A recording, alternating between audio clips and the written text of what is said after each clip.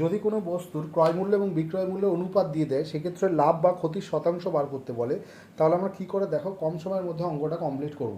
এখানে আমি পরপর তিনটে অঙ্ক নিয়েছি, যার মধ্যে প্রথম অঙ্কে দেওয়া আছে যে ক্রয় মূল্য এবং বিক্রয় মূল্য অনুপাত 5:9। তাহলে লাভ কত হয়েছে বা ক্ষতির শতাংশ যদি বার করতে বলে আমরা অঙ্কগুলো করব কীভাবে।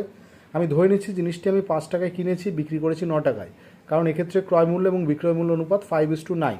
তাহলে এই ক্ষেত্রে আমার লাভ হয়েছে কত টাকা লাভ হয়েছে, 4 টাকা লাভ হয়েছে।